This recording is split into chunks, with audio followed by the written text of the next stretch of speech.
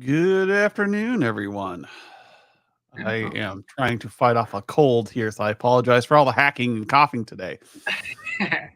Now, you've had a long run at this. Yeah, eventually I'm just gonna become immune to all antibiotics for my There you sinus infections. Just need to rip these things out. go. So, anyways, today we're talking through delivery alignment, and it sounds like kind of a boring topic, but Mm, in the end, what it is how do you focus on that thing in your MSP that's generating the most revenue? So there's been some really good announcements lately of some neat products like Kaseya's 360 offering, and there's been a couple other bundles that have come out over the past couple of weeks, and so that there's really you need to be focused on what the takeaway here is. Sorry, my brain's foggy. Software is just not a profitable game anymore. The I, heyday of having licenses where there's a ton of margin, it's just not the way it is. yeah, And but what we know is what you do, your billable hour, that's got a lot of margin in it and always will. And yeah, so we talked with Finn a couple weeks ago about how you need to focus on what is making your company profitable, what is helping your clients, and having competing incentives. So if you've got a vendor that's saying, "Hey, sell our stuff," but it doesn't make you any money, there's a competing incentive there. They yeah, want you to resell things that are not making you money. And so we were talking internally about how different MSPs are dealing with this. What if your client wants to do their own licensing? What if Microsoft sells to them directly? What if that software is no longer supported? Well, maybe you apply a self-hosted fee. Oh, you take care of your licensing. Well, it's going to cost you this. mhm, If you have us do it, it's going to cost you this. So just so you know, like, because it is a pain for us to deal with outside licensing. So yeah, you can change your service fees to reflect what's going on with your client that benefits both you and your client. yeah. So I had a really interesting idea just pop into my head all of a sudden. So maybe you kind of nudge your clients to, in that direction of where they take care of their licensing. They work out those billing and all of those sort of details that they're on. And then you give them a year and you come back and go, we'll do that for you. And it's $1,000,000. And how many of them are going to go, yes, please do it.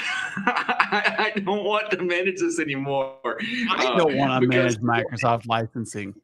it's I all, know there's money in it, but there's some things that just aren't worth the money.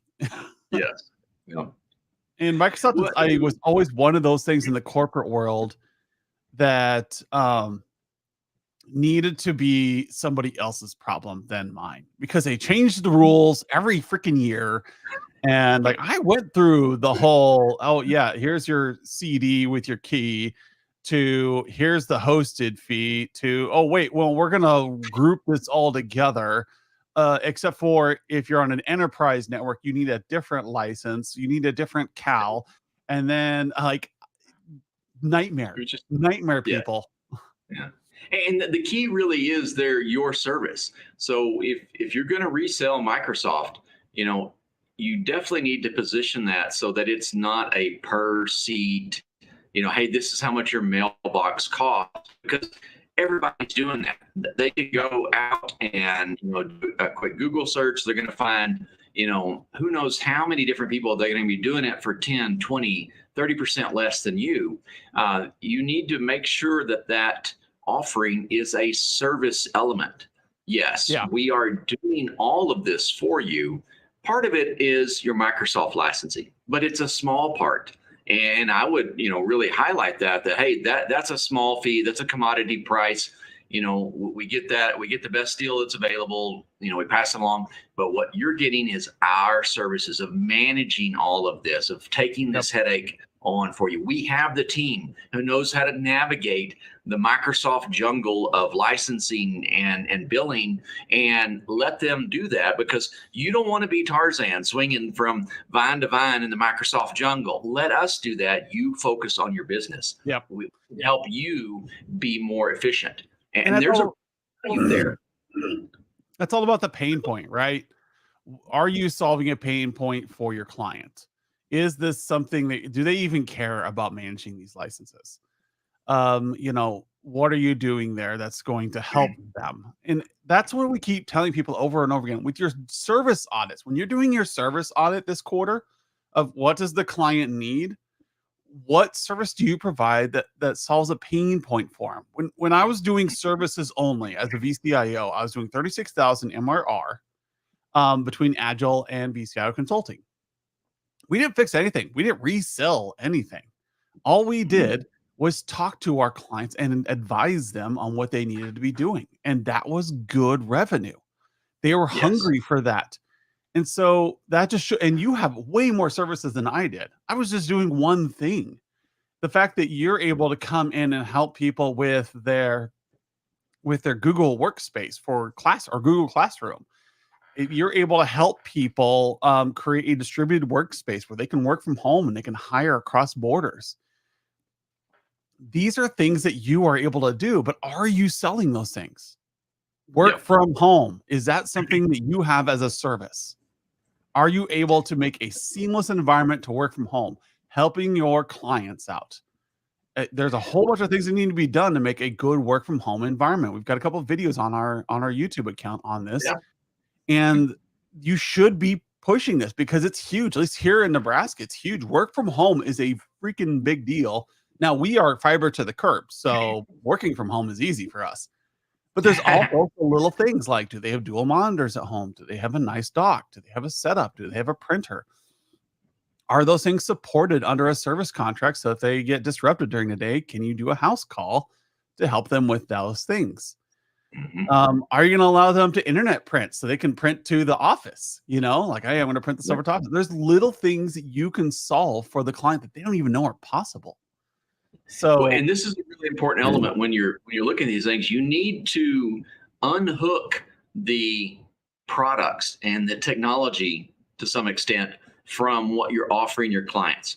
You need to be solving a problem, providing them a value, something that makes a difference in their lives. And then you come back around and you put the technology pieces in line. All right. That hurts my feelings. All right. I'm a technology guy. I love the blinky lights, but we've got to get the right alignment here. And the first thing is the value to the business. What is it going to do for your customers? And then we can come in and go, hey, yes, we need this product in line to deliver that service. But don't start with the technology. Start with what you're going to do for your clients. Because if they see a value in that, they're going to be willing to pay for that. Right? If you're just positioning technology, they're thinking, all right, what's the cost? It's just like electricity. We make this example all the time. A kilowatt hour of electricity is just that. It's a kilowatt hour. How you get that, where you get that, at the end of the day, it just shows up on your meter. So, providing the value, and that's where, to zero in on the electric delivery, that's where some companies have come in and said, hey, we're all green. We can deliver, anybody can deliver you electricity, but our electricity all comes from renewable resources. That's the value that they bring. And there are people that are willing to pay for that because they're like, hey, I want to support on this. I want to get in line with this. So I'm buying green energy. They're getting the same electricity as everyone else, but they feel, the value that they get out of that is worth the money they spend. Do your clients see the value that they get from you, or are they just buying a Microsoft license or a PC and it's just the price that it is? Are you a vending machine? Yes. Nothing unique here. I'm getting Reese's peanut butter cups. It doesn't matter if it comes from here, it comes from somewhere else. I'm putting my money in and I'm getting something out. Or are you a chef? And so to talk this through, like, this is the first bullet point for this week: how to generate profits with service audits. Focus on your services. Don't focus on your PCs, your hardware, your software, because that as if you study economics at all, hardware, whether it's cars, shoes, textiles, always goes down in price. The margins always get smaller and smaller and smaller and smaller. The longer a product is on the market, the smaller the margin gets as the economy adjusts. That's just the way this works, and it's going to keep getting smaller. You know what makes Yeah. money in the car industry? The customizers, the body yeah. shops. Yeah. Those people make a lot of money because they're customizing. You don't want that red pickup truck. You want the satin finish black one that does not come out of the factory. You Yeah. want, if you're a shoe guy or girl, like you don't want the shoe that comes from just a generic Shields or Target or whatever shoe store you have around. You want the limited edition. Yeah. You want the original Air Jordans, so you can have them there. You know, sneakerheads are, I'll never understand it, but they're so passionate about it. They want that unique value.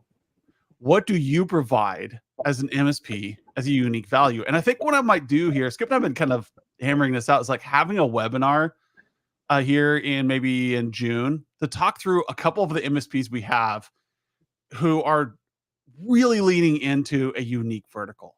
And yes, that's really interesting stuff. They don't care about anything else. They care about their vertical, and they're killing it, and they love their jobs because they're providing unique value.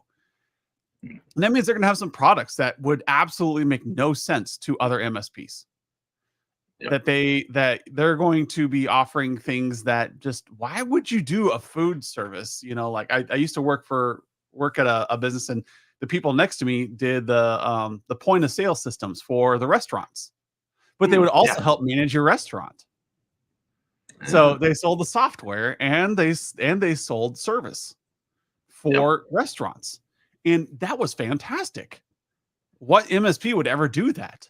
They wouldn't, because no doctor's office needs a point of sale system for food delivery. And that's a unique value prop there. Yes. And they did really well. I think they own like all the Applebee's in Nebraska. They had like the licensing and everything right here. It was great. Yeah. But they provided a unique service that people wanted. Yeah. How can you do that as an MSP? So focus on those kinds of projects that maybe are a little bit more niche. You might need to hire a unique employee for that, an ex-teacher, if you're going to go to the education market. You may very well have that on your team right now. What I've seen many times in working with our members and just past experience is we've got something going on. We've got a relationship, or we've got a skill set, or maybe we just grew something internally and it really focused on this one area. And if you dial it back and kind of look at your finances and you dig into that, you're like, the margins for this customer are really good. We're making good money. We close tickets faster. We have fewer problems. They don't haggle with us on price. And all of that at the end of the day boils down to better money, more profits for you. You probably have a few of those customers now. Lean into those, all right? Standardize on that. Take that and productize it so that you can market that elsewhere. So you might not have to just invent something whole, new area to dive into. You may already have a toehold there. Start digging in. Even if you don't want to go something specific, you got to find the services and the elements that you do well and can provide that value that I mentioned earlier, and really capitalize on that. Make that the forefront, not just oh, by the way, we do a really great job at this, but we throw it in for free or whatever. We are best in class at that. Yeah. So then it doesn't matter what your service stack is. It doesn't matter. Like, hey, you know what? You're able to simplify your operational stack by doing Kaseya's 360, and just makes things easier for you guys internal. But your profits aren't affected because you're making your money off of these unique services that you have that no one else can do. And so that's how you take advantage of that. A couple of our topics we wanted to talk about here is that we are in May, people. So what that means is the summer slump is coming up. And that's where people are going to be on vacation. Your clients are going to be on vacation. The schedules get all wonky. People leave office early because they take advantage of good weather or camping or boating or whatever happens in your area. I hear some people are close to oceans. Um, we don't know what those are in Nebraska, but we support you. So taking advantage of this to do projects, to slow down on operations, Yeah. and start building out your projects. So looking at your fall, is there anything you can move up into the summer to take advantage of the dead time that's coming up here?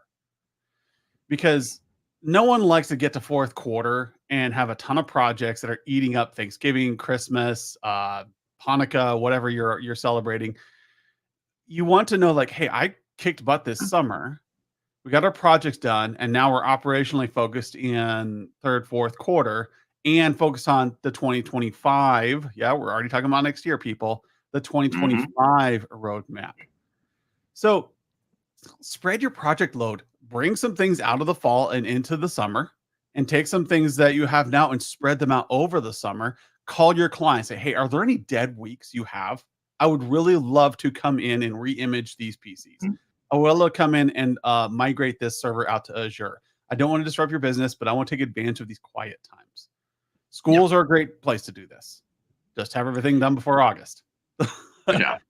And then there's a great platform that will do this. You can jump into the roadmap and you can look at all of your clients and you can filter that view based on the type of projects that you have out there running. And this works really well if you've got a couple of specialists in a couple of technologies or something, and it's like, we really need when this project comes ready to implement, either one of these two people need to be doing it.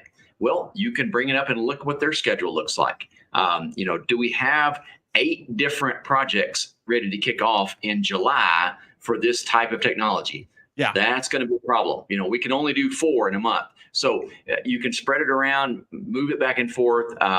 But that planning ahead of your clients is also kind of a handy sales tactic. If you've been having the conversations, setting expectations with your clients, and we've got a project that's going to kick off, Q3, but it's going to be harder to do in Q3. And you could look at that and go, hey, we could do that in Q2.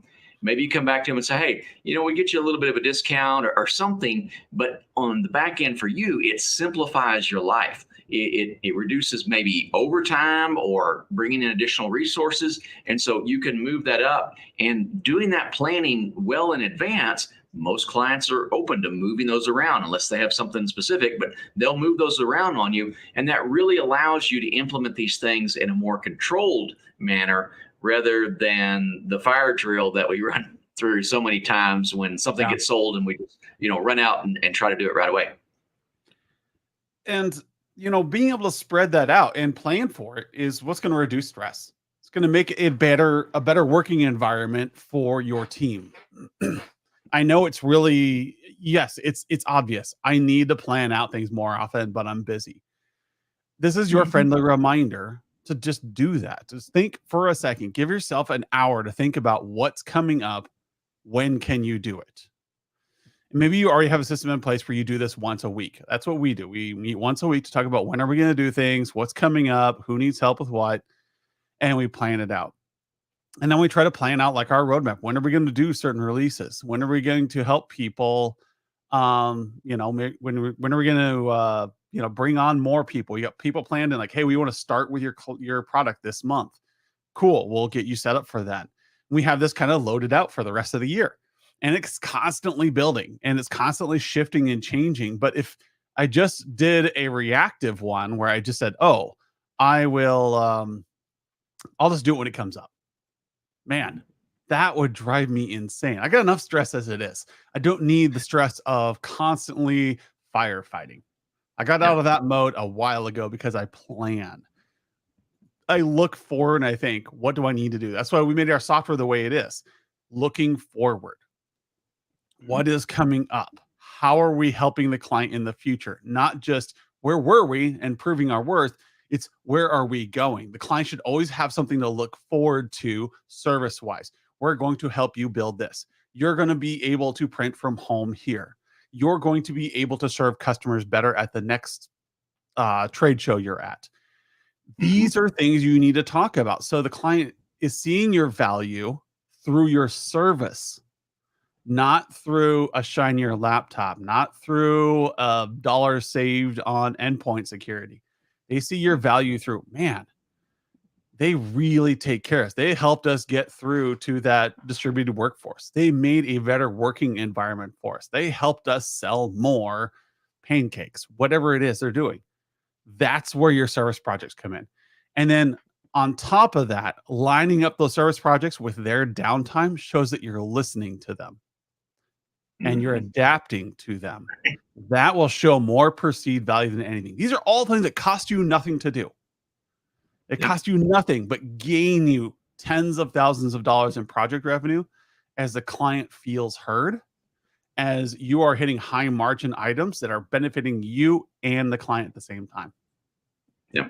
And that is an important element. The things you do really well for your client help their business. They run better. They make more money. They spend less on operational items that are outside of their control. Whatever it is that they do and they see a value, that's worth it to them. And you make more money off of that. So this truly is a win-win situation. You've just got to, again, it hurts my feelings, but you've got to uncouple the technology with it for a moment at least, so they can get the right perspective and then get things lined up with the supporting tech that it needs to move forward. Services are where you live as an MSP. We're going to say this over and over again. It's going to be like a broken record for those of you who appear here every week. And we want to reinforce this. Yes, it doesn't benefit much of the channel just for you to do services. It benefits the channel when you resell software and hardware. That's what true. we want you to focus on is what benefits your MSP, what benefits your clients, and how can we get you there. Speaking of that, we're going to be doing a webinar here later this month. So kind of like save the date on May 24th. We're going to be doing a webinar with Halo and Ninja on avoiding tool sprawl and how it's been affecting MSPs lately. Dude, you go into Menards or your local hardware store and just buy that giant chest of tools thinking that someday you're going to use it? Or are you kind of like Skip and I were like, I got channel locks, I got clamps, I'm good. Yeah. So there's an art to like your tools, and there's some tools like an angle grinder. Man, as long as I have an angle grinder nearby me, I can solve a lot of problems. And yeah, I could use another thing, or maybe it's your Sawzall. Your Sawzall, man, I can solve a lot of problems with a Sawzall in hand. It may not be pretty. It may not be perfect. Yes, I should have used a jig. I should have used something else. But you know what? That door looks really nice right now. And so like in IT, I was in operations, Skip was in operations forever. And we know the problem of tools sprawl, or you're trying to find a tool and you find out that, oh, I don't have it here, or it doesn't do the right thing. And then somebody else like, how did you fix that? Well, I use this thing. Well, I don't have a license for that. And so how do you solve the problem of tool sprawl? And so we're going to bring on people from Ninja, people from Halo, and we're going to have a great conversation. If anybody's interested in being like an MSP representative and you got some great advice on how to solve tool sprawl, we'd be happy to have you on, just to have a real world example of where you had too many tools and you simplified it down to like a standard kit. What is your kit? That'd be really cool. Oh yeah, definitely. So thank you, Skip, for coming on. We will see you all next week. See ya.